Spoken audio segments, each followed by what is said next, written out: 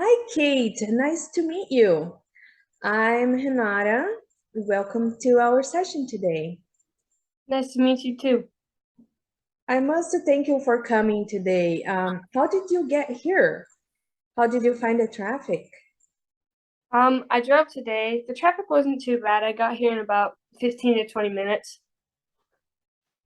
Oh, that's good. I was being held up. It was a big smash on the road. It took me a little bit longer, but I'm glad you are here and able to make in time. Well, Kate, I'm glad you tried to come in today. And how did you hear about our service? Well, I was talking to a friend and saying that I thought I might benefit from having a chat with somebody, and she told me that one of her friends had come to your services and said that it was excellent. Good. Well, thank you for coming in today. When you come in, when you came in, you filled out some forms that the receptionist gave it to you, which is excellent, and gives me a little bit of background about where you come from. I just want to start by saying that our service is a counseling services for the community. And I want to also let you know that this is our first initial interview today, and we will be setting some goals and plans. I will be hearing some of your stories and we will work through a bit of a process. And then I'm sure we will get the opportunity to meet again. Is that okay? That sounds good. Thank you. Excellent.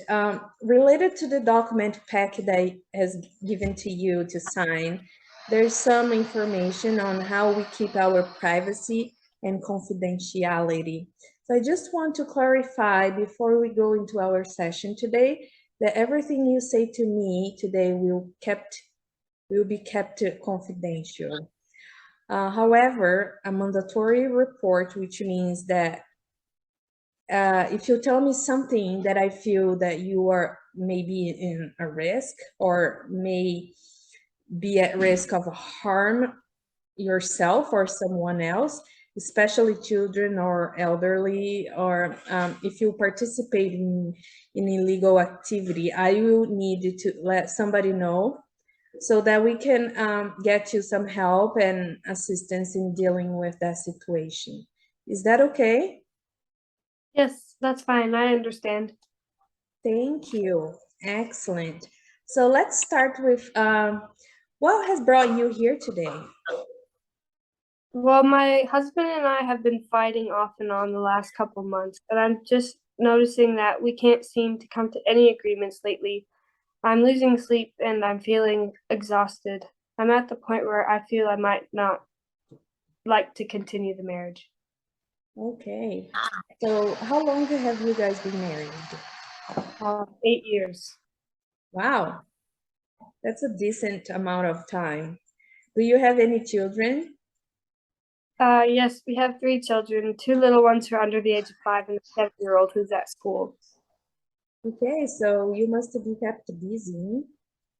I'm always very busy. There's always so much to do, and I'm feeling exhausted. Yeah. Well, so who's looking after your children today for you? Well, my two younger children today are being cared for by my mother, and my oldest one is at school today. Excellent. And where's your husband today? He's gone to work. Okay, that's good. So it seems you feel as if the marriage has changed a little bit, and you are kind of worried about what the future holder for you and your husband. Is that right? I am. I feel now that I can't come to any solution to the problem and he's been drinking a lot. He always enjoyed a social drink when we first got married, but I'm noticing now that he's drinking more and more. He seems to be drinking most days of the week, and when he does drink, he's challenging to talk to. Yeah, so alcohol seems to be a problem. for you, right? So do you think that may be related to changing of his behavior that you mentioned earlier? Yes, I do. I think the drinking has changed his behavior significantly, and he's unreasonable and has a very short fuse. He's straightforward about making me angry over the smallest of things. So this must be really difficult for you and the children, right? Have you noticed if the children have picked up on some change in his behavior?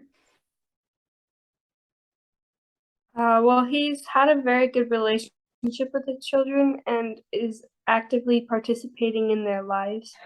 And the children haven't mentioned anything to me. They don't seem to have changed their behavior in any way. Also, the arguments don't happen in front of the children. Okay, that's good. So are the arguments over more basic things or are they most vital things you are arguing with him about? Well, the arguments can start over something small like an argument over a task in the house, and then they can escalate to discussions about his family, my mother, money issues, and it just seems to escalate out of control. Okay, so Kate, I'm just trying to understand what has developed in the marriage that's taking you to the point that you have come here to see me today. So it appears as if the drinking is the focus of your feelings of wanting disconnected from this marriage and feeling isolated in the marriage. So would that be true? Yes, that's right. I don't think that, or I think the drinking is the main issue with his behavior. And I think the drinking is significantly contributing to the way that he's behaving towards me. Have you spoken to him about this? I have. I've tried to talk to him about the drinking a couple of times, and he gets very defensive with me. Potentially not acknowledging that he may have a drinking problem, right? Yes, that's correct. Yes, okay. I can understand it that this must be difficult for you, and I'm pleased that you are here today to try to work through some of these issues. So now, in terms of commitment to the marriage, where do you want the marriage to go? And do you think you may have a strong base that you can get support if you're not able to help your husband with drinking side of things, that you may be strong enough to overcome and move forward in a relationship? Tell me a little bit about your thoughts about that, please. Well, I'm hopeful we can resolve the issues that we're having now. I will need a break away from him if he cannot get the support he needs. And if we could get the help together, I would be willing to allow the marriage to continue if we solve our issues. Okay, Kate. Regarding your support, you mentioned that your mom's looking after the children today. Do you consider yourself to have friends and family that, have you spoken to anyone else about this issue? Well, I've spoken with my friend who recommended you first, and she's excellent at supporting the children and me. I also have a very supportive family network as well. I have sisters who live in Canada and also my mom. So they're all around me, and everyone is very caring towards me. So have any of those family or friends noticed a change in your house behavior lately? Yes, I recently had a family reunion, and my brother commented to me on how much alcohol my husband consumed at a social event. Okay. So this is impacting you as your extended family as well, right? So it's excellent to hear that you have a support network outside of this room. And it's great that you got that. I would encourage you to have your family and friends as a gentle ear to listen to and talk to as well. Also, to help you and the children to this phase of your relationship with your husband, it's very essential having that support. So, Kate, to recap, you were saying that your relationship with your husband has changing from what it was. You have been with him for about 8 years, and you have three children, right? So you mentioned that the changes in his behavior, which you believe are probably linked to his changing drinking habits. From what I understood, you were expressed that you would be happy to work with him to resolve or seek help with his drinking habits. Would that be right? Is that what you said? Yes, that's correct. I would be happy to work on things if he was willing to do that as well.